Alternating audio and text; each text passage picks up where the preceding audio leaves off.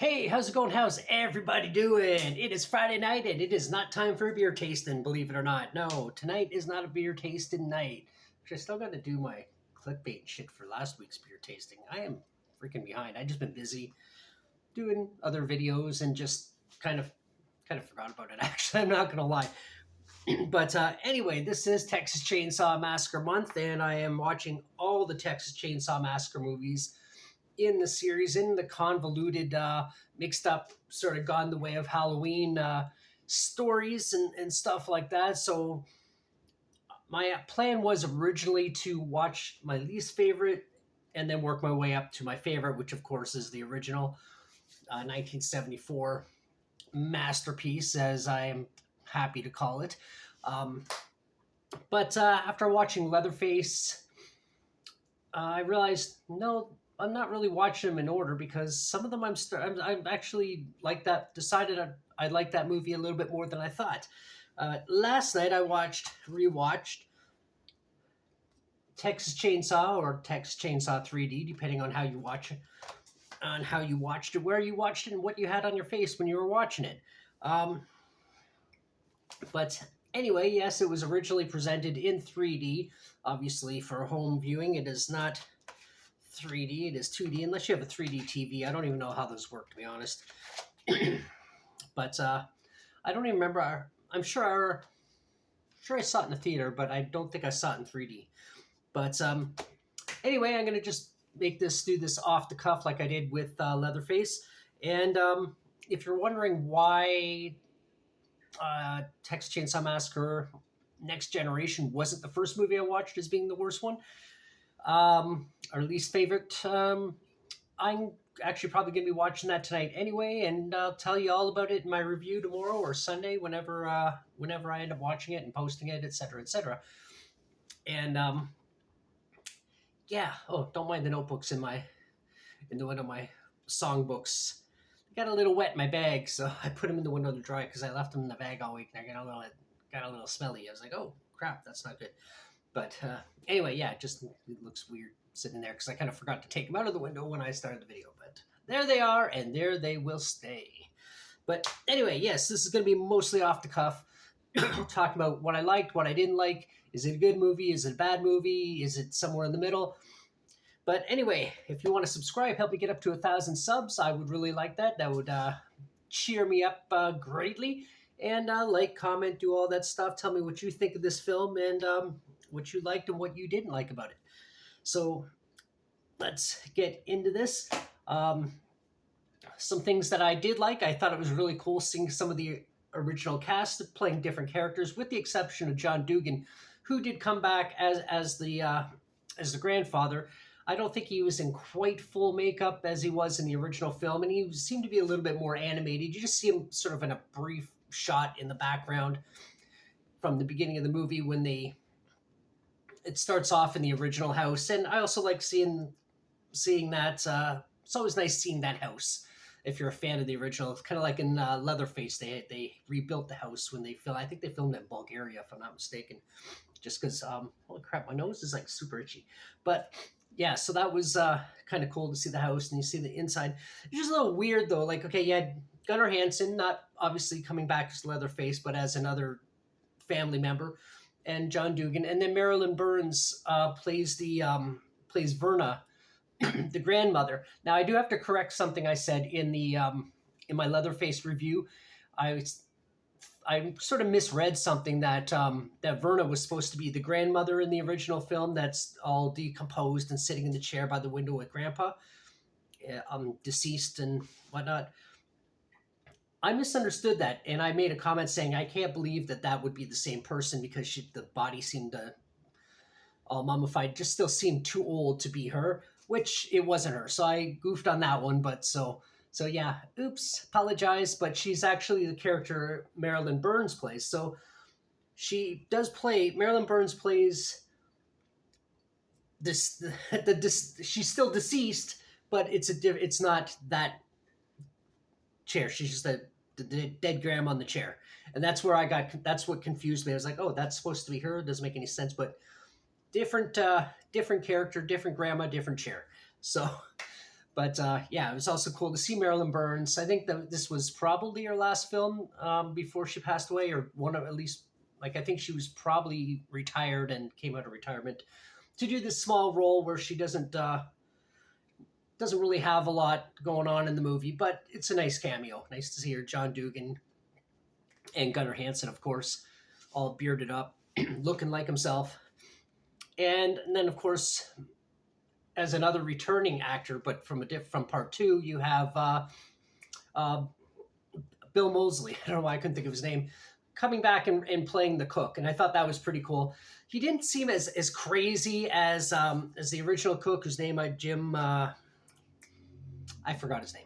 I can't believe I just forgot his name. But he didn't seem quite as crazy and just like, get her, Grandpa, get her, come on, like that kind of character. He seemed a little bit more intelligent, for lack of a better word. I don't know. I'm trying to think of a word, but less crazy, I guess. A little bit more stable, I guess that's probably a good word. But also the odd thing is, where did all these family members come from that weren't there a couple hours ago? I mean, do they have a telephone in that house? I don't think they do. So where do these other people show up? They were just kind of there. And then what I also thought was really cool about the beginning of the movie, when they're showing flashbacks like of the original Texas Chainsaw Massacre, the scene with Marilyn Burns or Sally, when they're trying to hit her in the head with the hammer and she escapes. They, I guess, digitally puts Bill Moseley's face over the original actor. And it's a blink if you miss it moment, but it's for continuity reasons, obviously. And they might have done that with the new Leatherface, or that Leatherface put his mask, which is the same Pretty Woman mask, but it's obviously not the exact same mask. So probably for continuity reasons, maybe there would be a smudge on it, something that you might pick up and notice over the original scenes and the original footage, and digitally put the same mask over the original mask, if that makes any sense. So yeah, it was kind of cool. There's a lot of good stuff going on. I like the callbacks to the original film. You see there's a armadillo on the side of the road. You got all the teenagers in a van.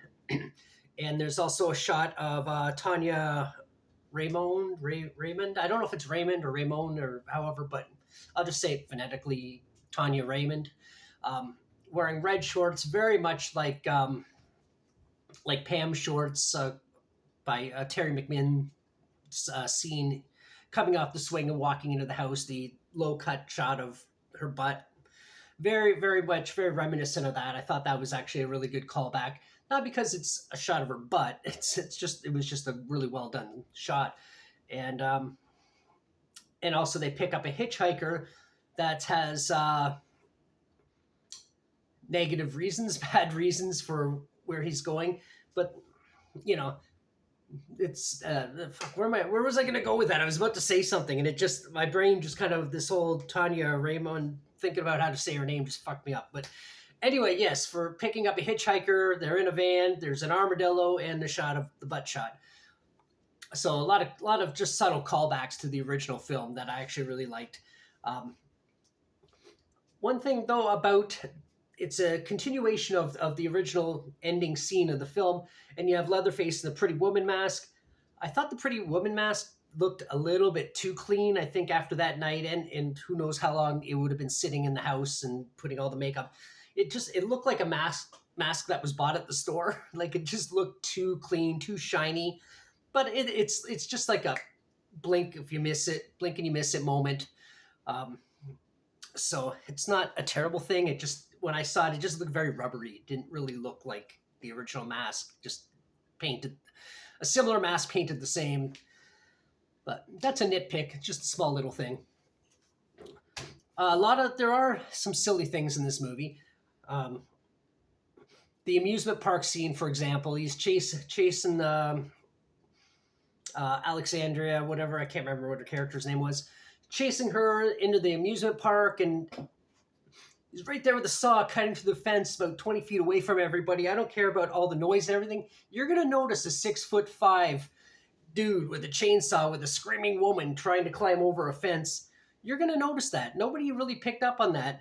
Mind you, there was another chainsaw sound going on because there was a haunted house kind of thing there, and a character came out dressed as Jigsaw, carrying a fake chainsaw and making all kinds of noise. So yeah, I get it. That could have been a distraction, but I think the visuals, plus there's a lot of sparks come out. I think people are going to notice that, but maybe I'm just weird. But I think that's something people would pick up on. There's, I will say Dan Yeager, also a little side note, is actually the tallest Leatherface to ever in that series. I don't know if he's taller than Andrew Bernarski, but he's 6'5", so he could be. That's a very tall man. But he is the tallest Leatherface. So this video is going off the rails. I should have made more actual notes, but I just wanted to do it off the cuff while it's fresh in my head. So sorry, a little rough, but I'm kind of known for that. Anyway, there was something else I was going to say. Yeah, the that amusement park scene, it was a little cringy. Not cringy, but a little bit unbelievable. Other things that I don't believe. Obviously, the timeline is all screwy because the character, she's supposed to be like 25. In reality, she should be like 45. But whatever. I mean, it's a movie, and it's just meant for entertainment. The CGI in it in certain parts is really bad. The end scene, there's a guy gets sucked into like a meat grinder that's spinning way, way too fast to be realistic because they would never spin that fast. And he's getting pulled in. It looks really cringy. It looks really bad. And also, this happens all the time when you have a 3D movie and you're transferring it to 2D visuals. All the 3D shots look really weird and out of place in the movie. They're not as bad as, say, Friday the 13th 3D or Friday the 13th Part 3. Not even close to being as cringy and silly as that, but just some of the stuff you just kind of like, oh, that was weird looking. Why, but other things too. It's like this girl, she just watched her friends get murdered by this big gruesome guy. She gets away. She ends up in the police station. They figure out who she is and how this family's all fucked up and twisted. And they leave her files sitting right there for her to see, which, okay, that's fine, because I think you're allowed to see your files. I don't think that's, but it's not on her, it's on her family. Then she looks through and realizes that all these people, the good people, killed Leatherface's family, which is also her family. She finds out that they're cousins. And then suddenly this guy who just killed all her friends, oh, no, he's the victim. Oh, he's my family now. I don't think she would be that accepting of this. She would still be, this piece of shit just killed all my friends. You guys are assholes. But so is he. I think you would just be sitting neutrally like, I don't like either people. I don't care if his family, he killed my friends. And then they had that sort of cheating love triangle thing going on, which seemed very out of place for the movie. Like it wasn't really necessary. It just sort of didn't go anywhere. And it's like, okay, now your friends are assholes and they get killed. So are we supposed to feel bad for these people? Or do we go, they're assholes? So that part was a little bit like why? You just sort of, these people that you're supposed to be rooting for now, you're like, who cares? They're horror movie victims. That's what they should be, because the assholes are the ones that always seem to get it. But whatever. And then at the beginning of the movie, how they steal her from the family member as a baby, and then the person raises it as their own. It's very Rob Zombie Halloweenish, like his version. They took the baby and then gave it to somebody else to raise. It was sort of it's already kind of been done, but whatever. It's just kind of like a MacGuffin to get the story going, to keep the flow, to make the story happen, but it's sort of been done. It wasn't really that original. But all in all, I think it's a decent movie just to sit in an afternoon and watch. It is part of a sort of trilogy that they made. You had the original one. This is a follow-up to the original one, and then Leatherface is the prequel to the original one in this series of films. But in these 3 films. But it's gone like the way of Halloween. There's like alternate storylines. There's different things going on. You can watch this and watch it in that order, or just watch the remakes. But Anyway, yeah, is it all a bad movie? No, it's a Saturday movie, popcorn kind of jump scare horror movie. It does rate very low, like 4.8 on like IMDb and Rotten Tomatoes is very low. I would probably still rate. I rated about a 5.5. I'd give it a little bit more credit than that. It is visually kind of fun to watch. I don't really like Leatherface's mask in this. I don't really like him how he's sewing it right to his face. But again, that's just nitpicky stuff. He does look scary. He is intimidating. He doesn't have the mannerisms of that Gunnar Hansen had in his films. He seems a little bit too intelligent to be the same Leatherface, but again, just entertainment reasons. It's fun to watch. But yeah, do I really have anything more to say about this film? Realistically, no. Will I ever watch it again? Probably. It's not terrible. But yeah, I guess that's about it. If you've seen this film and you liked it or didn't like it, and if you thought my video was a little rambly, because it kind of was, because I didn't make the notes I was planning on making, I just decided, hey, I just fucking say what I want to say, and it should be good. No, it really wasn't. It was kind of rough, wasn't it? Anyway, if you want to make fun of me in the comments, by all means, I can take it. I'm Gen X and Canadian. I can handle it. I can handle it. And if you've seen the movie and if you liked it, didn't like it, whatever, you want to comment about it and talk about some of the other Chainsaw Massacre movies that I'm still going to be watching in this series, as it is Chainsaw Massacre Month. Yeah, please talk about that. If you want to subscribe, help me get up to 1,000 subs. I would really appreciate that. Don't use this video as your as your decision maker, because it was a pretty rough video. There are other more interesting videos that you could choose to watch, I guess. But anyway, I am just rambling now for the sake of rambling. So if you watch this all the way, thank you so much. Thank you for your patience. And I guess until the next one, bye.